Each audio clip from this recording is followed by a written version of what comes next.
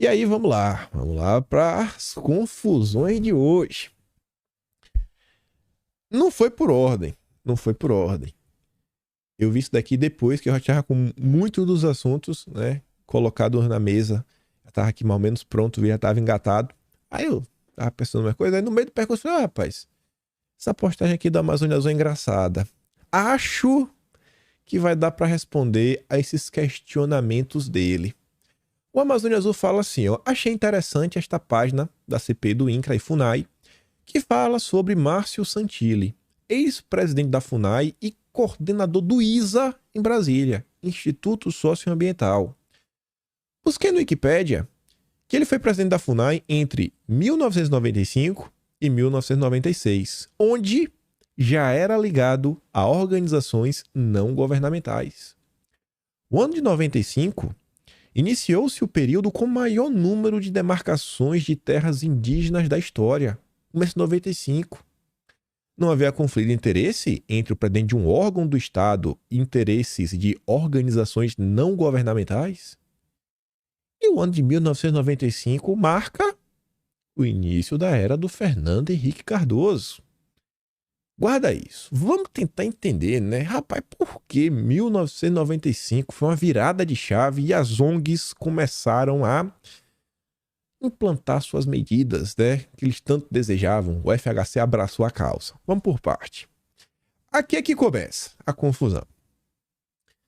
Tem um senhor que eu gosto muito, chamado Xandico. Xandico tá sempre fazendo algum recorte. Basicamente diariamente. Ele bota um recortezinho lá no Twitter, fico muito feliz. Não mereço tanto carinho. Muito obrigado, Xandico. E aí outro ele me marcou nessa matéria aqui. E acabei vendo, passou na minha timeline. Ele falou, quem olha pra isso? Lá vai a agenda SG. Aí eu parei assim, dei uma lida, né? Eduardo Leite. Viaja aos Estados Unidos para curso sobre economia verde. Eu falei, lá vai. Aí diz que para participar de um curso sobre economia verde na Universidade de Stanford, na Califórnia, Eduardo Leite viajou para os Estados Unidos pelos próximos dias. O Piratini vai ficar sob comando do vice. Aí dizia que o convite partiu da Comunitas. Eu falei, pô, já vi esse nome várias vezes. Eu já vi essa ONG várias vezes, nunca fui pesquisar mais a fundo sobre ela. O governador viajou sem acompanhamento de assessores. Ele retorna ao Brasil no próximo fim de semana para reassumir o cargo. Eu falei, é engraçado, né? Uma das universidades mais famosas do mundo, Stanford, Califórnia, a terra da galera woke. E é os zongueiros que convidaram a Eduardo Leite. Aí eu falei, rapaz, será que eu pesquiso mais? Será? Eu pesquisei, né? Óbvio, eu viro doce e o vídeo hoje. Não dá nem pra fazer o suspense. Aí eu botei no Google, né? Comunitas, Stanford. Não sei se eu botei Economia Verde, mas botei os dois. Comunitas, Stanford. Pra ver o que aparecia. Botei as notícias mais recentes. E eu me deparei com essa. Do dia de ontem. Lideranças brasileiras vão à Universidade de Stanford aprender mais sobre economia verde. E não é só Eduardo Leite. É uma comissão com 30 participantes, 30 aluninhos. Entre eles, Eduardo Leite, Eduardo Heidel, do Mato Grosso do Sul, que é também do PSDB, e o senhor Helder Barbalho, que quer colocar o Brasil na vanguarda da agenda verde. Comentamos isso até no vídeo ontem. Vai ter lá a COP do Belém, além de gestores públicos de carreira e tomadores de decisão em algumas das principais empresas brasileiras, como a Vale, Rumo, Raizen e Neoenergia. Rumo e Raizen, ambas do Rubens Ometo, que vem se demonstrando um cara, né, porreta, defensor da agenda verde, lutou para a gasolina tributar um pouco mais do que o etanol, porque o etanol é do bem, é do amor. A semana de estudos está sendo organizada pela Comunitas. É os próprios zongueiros que estão organizando. Aí que eu vi isso daqui, aí bateu o gatilho. Uma organização sem fins lucrativos criada na virada dos anos 2000 pelas mãos da antropóloga Ruth Cardoso. Eu falei, rapaz, Ruth Cardoso, Rutinha não faz isso. Aí eu lembrei, né? Falei, eita, já tem um monte de notícia que fala do FHC e as ONGs. Aí que levanta aquele questionamento, né, do Amazônia Azul. Por que em 1995 as coisas no Brasil começaram a avançar tanto e as ONGs começaram a ganhar tanto poder? Vamos pro site da Biblioteca Nacional, meu site favorito. Primeiro eu comecei a pesquisar para ver notícias mais antigas, né? Da Comunitas. viu que se falava já há muitos anos atrás, porque a gente está vendo a influência, né? A força de uma ONG a ponto de fazer uma parceria com o Stanford, levar 30 pessoas do mais alto escalão da elite brasileira para aprender sobre a economia verde. Essa matéria aqui é do Correio Brasiliense, de 21 de agosto de 2002, 21 anos atrás. Vê se não é ONG porreta. Financiamentos para a filantropia. A superintendente da Comunitas, Parcerias para o Desenvolvimento Solidário e especialista em políticas públicas e articulação Estado-Sociedade Civil, especialista, né? Sociedade Civil com o Estado. Tereza Lobo profere palestra sobre as linhas de financiamento internacionais para projetos de instituições filantrópicas. Em 2002, Comunitas já estava dando aula. Teach-me, né? Especialista em financiamento internacional para ONGs. Sensacional. E para entrada, 1 quilo de alimento. Porque o interesse é trazer pessoas. Vou te ensinar a conseguir o apoio do Jorge Soros. Tipo isso. Beleza. É do Comunitas, né? Só você ver que a influência é grande. Mas eu queria mesmo saber lá atrás. Porque a questão gira por que 95 foi uma virada de chave tão grande. Fala do Comunitas, fala da Ruth Cardoso. Eu sabia que ela gostava de uma ONGzinha. E aí, no Jornal do Brasil, 25 de novembro de 1994. À direita, na parte de cima, Ruth diz que políticos não entendem sociedade. Olha que matéria interessante. Ana Henrique Cardoso nem tinha assumido, mas já tinha vencido a eleição. No encontro anual da Associação Nacional de Pós-Graduação e Pesquisa em Ciências Sociais, a ex-primeira-dama Ruth Cardoso coordenou um grupo de trabalho sobre cultura e política. No debate, não faltaram críticas às ONGs. E a Ruth Cardoso teve que rebater. Não, mas peraí. No meu turno, ninguém critica a ONG. Na América Latina, as ONGs têm condições especiais de florescer e são mais viáveis do que na África e na Ásia, observou a Ruth. O pesquisador Peter Fry, da Universidade Federal do Rio de Janeiro, acusou as ONGs, do terceiro mundo, de denunciarem a corrupção do Estado para justificar pedido de recursos aos países ricos. Não é possível. Será que as ONGs no Brasil, até hoje, ficam fazendo denúncias para justificar, manda dinheirinho para cá para a gente continuar trabalhando? Não é possível. Mas você vê que não é de hoje, né? Você vê que a Ruth Cardoso, muito antes da Comunitas, já estava do lado das ONGs. Aí eu continuei pesquisando. 4 dias depois, 29 de novembro de 94, também Jornal do Brasil. Olha a manchete. Olha a manchete. Mas aqui não é da Ruth, não. Aqui é do marido dela, o seu Fernandinho. Cardoso criará conselho para ações sociais. Representantes da sociedade civil e das ONGs participarão do grupo que colocará em prática um programa de 4 bilhões de reais por ano. Imagina quanto não era 4 bilhões, gente, em 94. Faz a matemática aí. Quanto era o salário mínimo? 100 e poucos reais? Dá pra multiplicar por 10? 40 bi? 40 bi? Tá, eu tô esculhambando. Vamos botar 20 bi, pelo menos. Acho que é pouco dinheiro não, né? Quem criou essa ponte entre o público e as ONGs foi Fernando Henrique Cardoso. Fernando Henrique Cardoso. Por isso, a Amazônia Azul, que a partir de 1995, as coisas começam a acelerar. Aí, esse daqui é o Tribuna do Rio de Janeiro. Segunda-feira, 5 de setembro de 1994. Essa não tá engraçada. Vocês vão falar, rapaz, velho, como a imprensa é canalha. A imprensa é canalha. A imprensa é canalha. Vocês vão ver o que fazem com o Bolsonaro hoje. A imprensa já faz há muitos anos para pautar e defender a agenda de esquerda. Olha como é absurdo. Você primeiro vai ver essa nota e depois eu vou te mostrar agora uma matéria da Folha de São Paulo do mesmo ano, do mesmo período, para tu ver como o pessoal distorce as coisas, como a imprensa consegue ser canalha. A manchete dessa matéria era assim, o cartão vermelho. As declarações fascistas. Ó, esse nome já era utilizado, ó. Já só, né? Só falta chamar o cara de extrema-direita. Bolsonarista. Só faltou chamar de bolsonarista, né? Do sociólogo Hélio Jaguaribe, sugerindo que nossos índios sejam extintos até o século XXI. Será que ele falou isso? Rapaz, durante o seminário Política Educacional para o Exército, ano 2000, realizado esta semana em Brasília, foram muito aplaudidas pelos oficiais presentes no auditório do Forte Apache, mas estouraram, né, no alto comando dos tucanos em São Paulo, repercutindo até na campanha presidencial.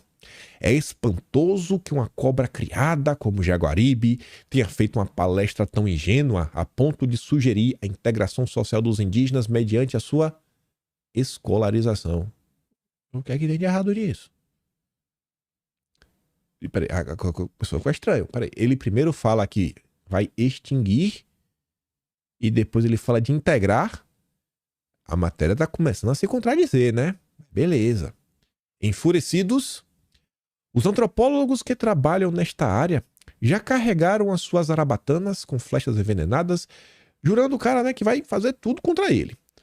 Pressionado pela classe científica, o professor Gilberto Velho, do Museu Nacional, telefonou para sua colega Ruth Cardoso, solicitando sua imediata interferência no estranho episódio.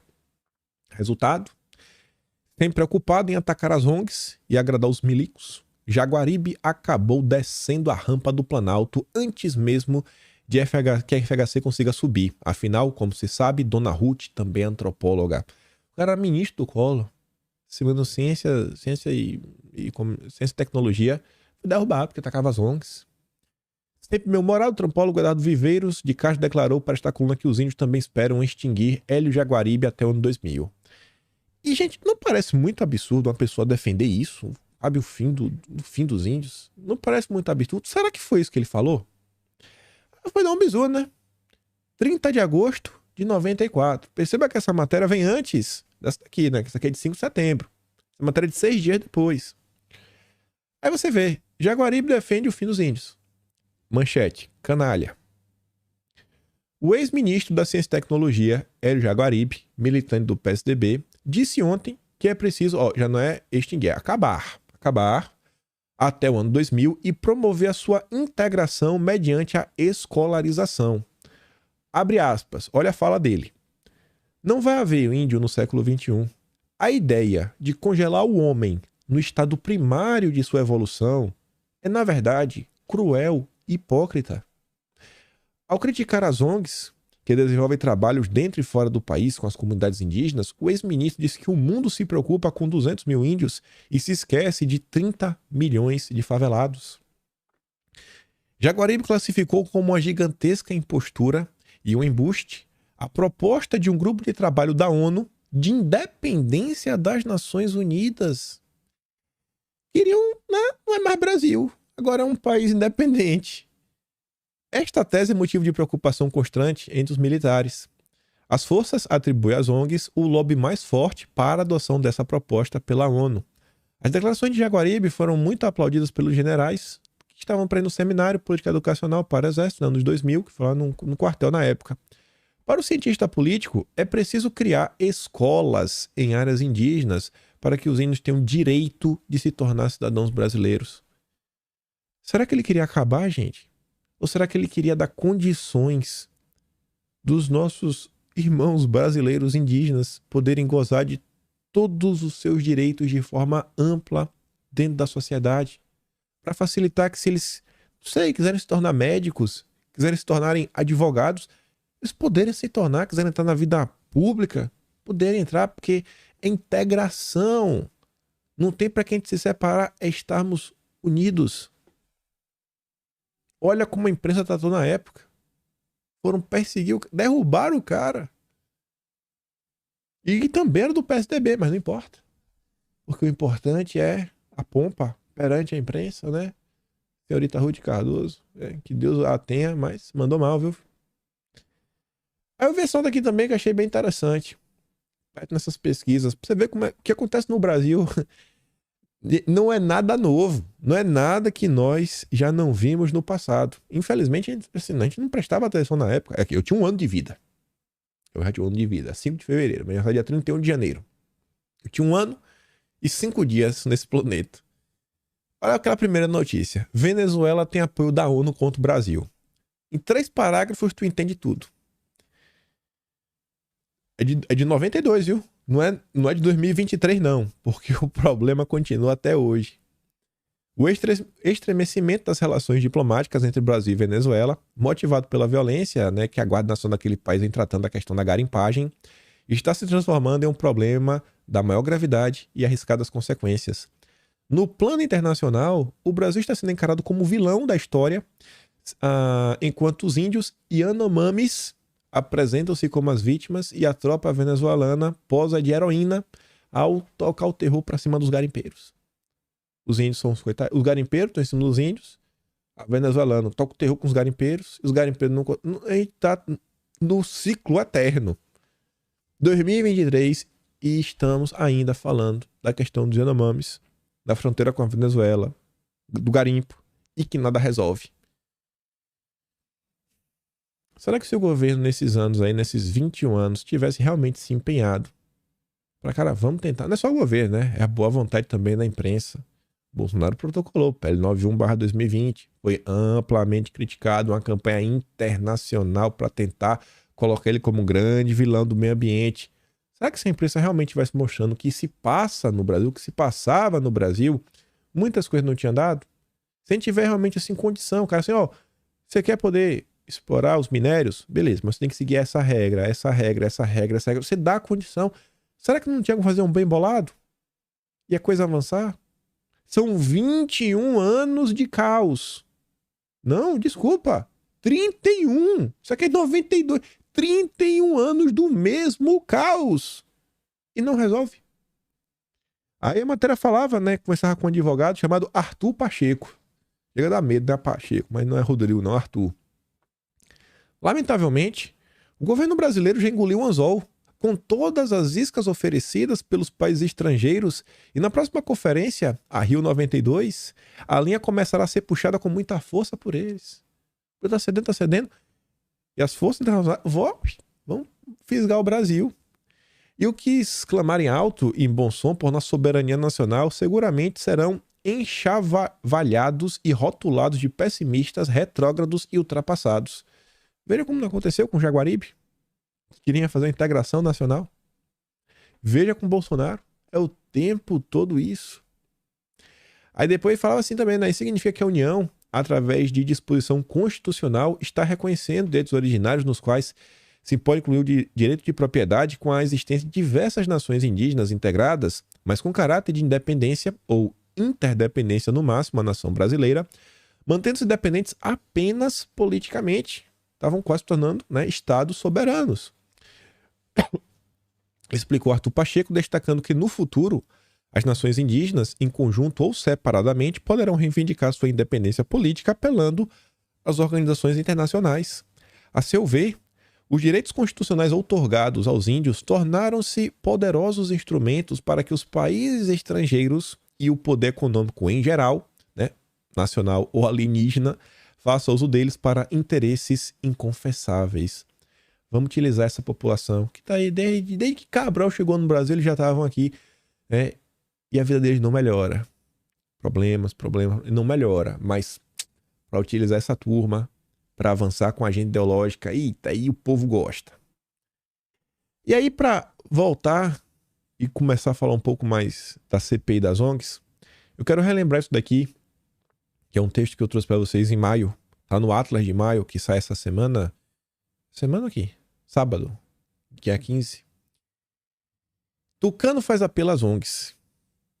Esse aqui foi o primeiro ano do Fernando Henrique Cardoso. 1995, o ano que as demarcações, todo esse movimento começa a crescer de forma vertiginosa. O FHC desarmou qualquer crítica das ONGs, as ONGs europeias, com um apelo para que passem a ser neogovernamentais. Antes de assumir, ele já criou o conselho, governo com as ONGs. E quando assumiu, FHC, na época ele foi, aqui, você foi Bruxelas, eu a Bruxelas, acho que antes ele foi na Bélgica. Ou seja, ajudem o governo a resolver problemas como desigualdade, discriminação, meio ambiente, direitos humanos, etc. Não são organizações não governamentais, são organizações neogovernamentais. A dona Ruth Cardoso pode ser tombada como a mãe das ONGs brasileiras, sem brincadeira. Aí dizia, ó, mesmo sem apelo, sem ninguém pedir, FHC teria desarmado. Porque os temas que as ONGs, né, meio que poderiam questioná-lo, o FHC respondeu todos, sem ninguém pedir. Falou que a cooperação do mundo desenvolvido para a preservação ambiental, em especial a Amazônia, ele falou que é uma responsabilidade compartilhada. Joga a soberania no lixo, né? Isso aqui é o futuro, é o progressismo. Política para os indígenas, só com a menção ao Márcio Santilli. Era esse aí, Amazônia Azul, que você estava falando? Era o Márcio Santilli que você falou, Amazônia Azul? É esse aí? Entendeu agora? Porque em 95 as coisas avançaram? Mas o Márcio Santilli estava na ISA. Esse é o Márcio Santilli? É sendo nomeado para a FUNAI? FHC ganhou o público. Santilli é ligado à ONG Aliança Europeia com Povos Indígenas. E também a ISA, né, Amazônia Azul? Faz sentido agora, porque as coisas avançaram? A participação da sociedade civil na avaliação de projetos de desenvolvimento, o FHC lembrou que as instituições financeiras brasileiras estão adotando agora os mesmos critérios do Banco Mundial para a concessão de empréstimos. Isso aqui não é bem similar do que a Febraban está fazendo, gente. A Febraban e suas políticas ESG. Você percebe como a história tem muito a ensinar? As coisas são cíclicas e que a esquerda é a esquerda. A esquerda da esquerda, a esquerda da esquerda da esquerda, a direita da esquerda é a esquerda. O mesmo método. Entrando, saindo, o mesmo método. Olha o que foi feito lá atrás. Olha as consequências no Brasil de hoje. Olha o que a Febraban está fazendo hoje. Imagina as consequências daqui a 30 anos. Aí vocês entendem porque eu me preocupo tanto com isso. Hoje uma amiga minha falou, rapaz, falou de SG, ela lembrou de tudo, né? Eu falei, não é por nada, porque essa agenda tá avançando muito rápido no Brasil. Hoje Bolsonaro falou dela ontem, então ninguém vai me falar que não é importante. Ninguém vai me falar. Assim, que não tem o que falar mais. Aí voltando pra ele. Acho que a gente respondeu a pergunta, né? Por que 95 o Márcio Santilli chamaram tanta atenção, tudo mudou? O Amazônia Azul também fala o seguinte, ó. Abaixo parte da resposta à CPI das ONGs pela CGU. Segundo a CGU, a dificuldade de identificação das ONGs, né? Muitas se camuflam em termos genéricos que dificultam a identificação de sua finalidade. Esta é a primeira barreira da CPI e que pode levar a uma possível proposta de projeto de lei que visa identificar estas organizações. Se a CPI acabar hoje, que não vai, graças a Deus, a CPI está no iniciozinho, está começando a aquecer, eles estão indo primeiro, trazendo quem é os próprios indígenas, contrários, pessoas especialistas da área. Eles não foram ainda em nenhum caso concreto, porque quando for, vai dar chabu, o clima tende a subir. Então, tendo na manha. Mas se parar hoje, já dá para ver, só pelos questionamentos aos órgãos de controle, esse aqui é só um. O Amazônia Azul já postou mensagens que foram enviadas para a Polícia Federal, outros órgãos, para algumas comarcas. Ele não conseguiu achar nada. Não conseguiu achar nada. Não é muito genérico. Não tem que especificar mais um pouquinho. Não tem um cadastro, gente. A polícia falou, não tem aqui um cadastro muito bonito. Quem respondeu foi até o Andrei. O Amazônia Azul postou esses dias. Olha o estado das coisas. Como assim a gente tem organizações que trabalham, que recebem dinheiro internacional e que sequer têm um acesso aos dados básicos de forma fácil dessas organizações. Então, eu acho que precisa falar de uma regulamentação, né? Desse mercado, desse meio. O senador Plínio Valério, o presidente da CPI das ONGs, comentou falando o seguinte, ó.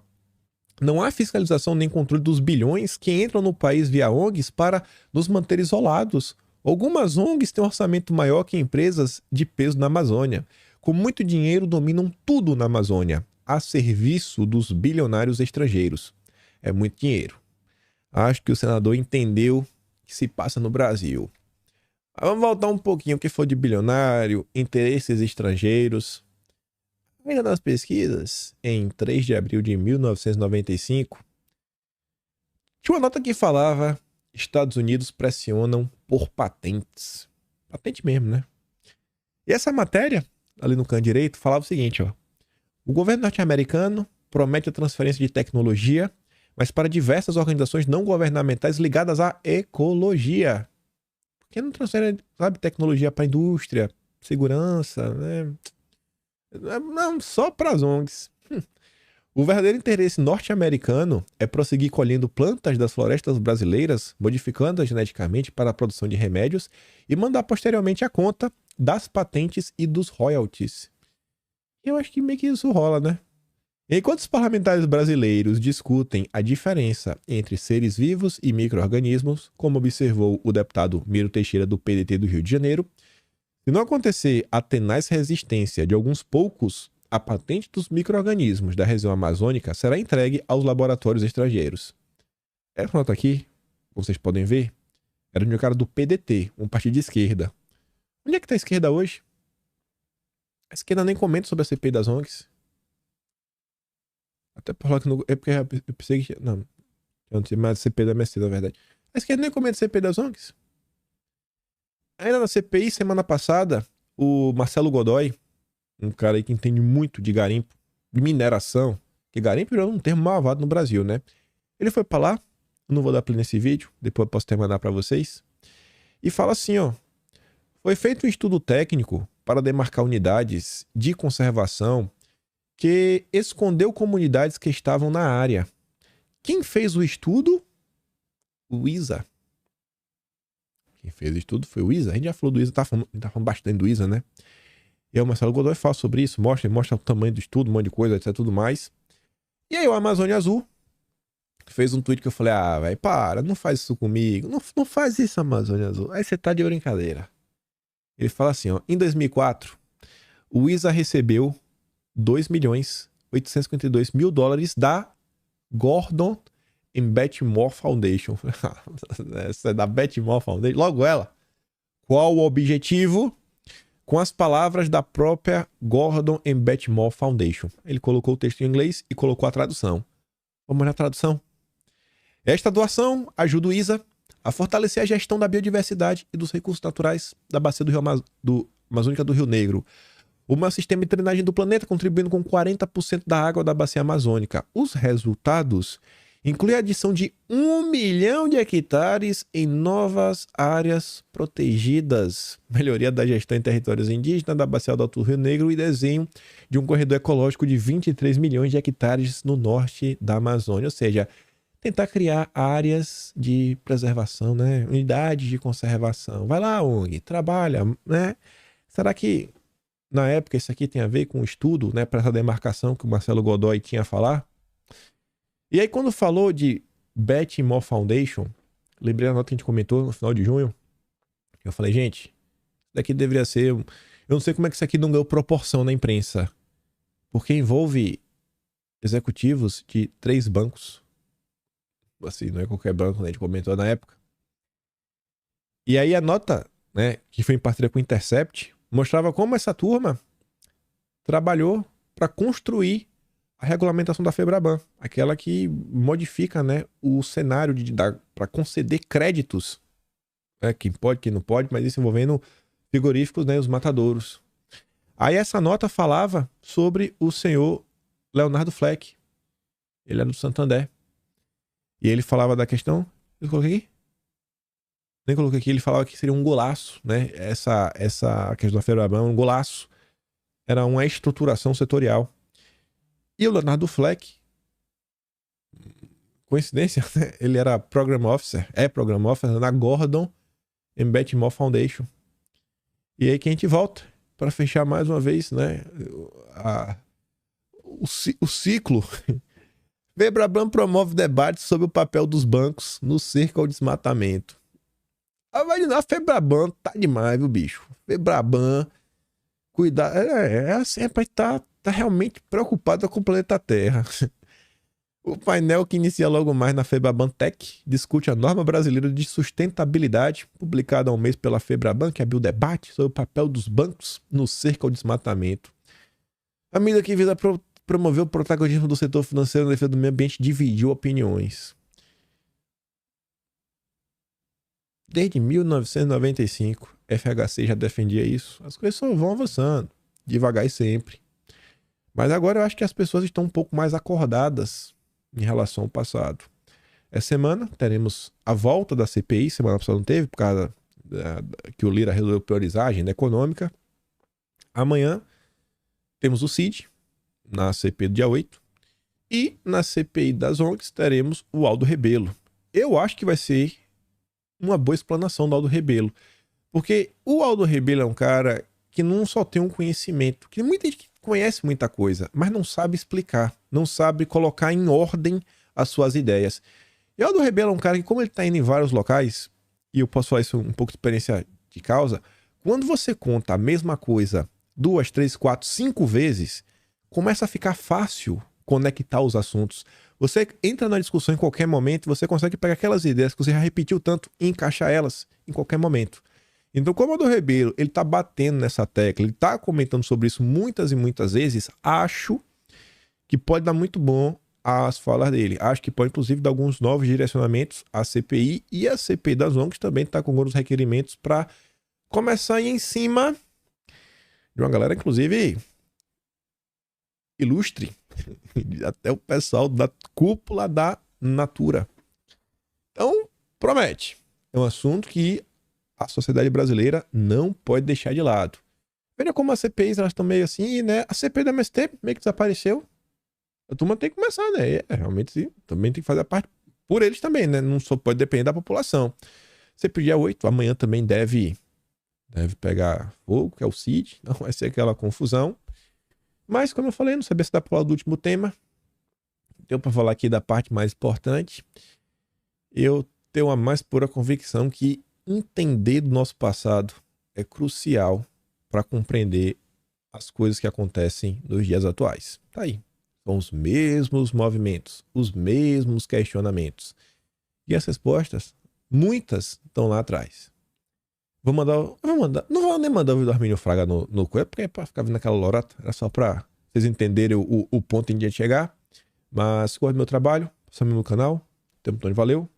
Tem o Atlas Brasileiro, kimpai.com.br. Tem um Patreon, tá na descrição. E aí você dá aquela compartilhada marota, né? E volta amanhã. Aquele grande beijo, abraço, tamo juntos. Valeu, meus amigos. Fui!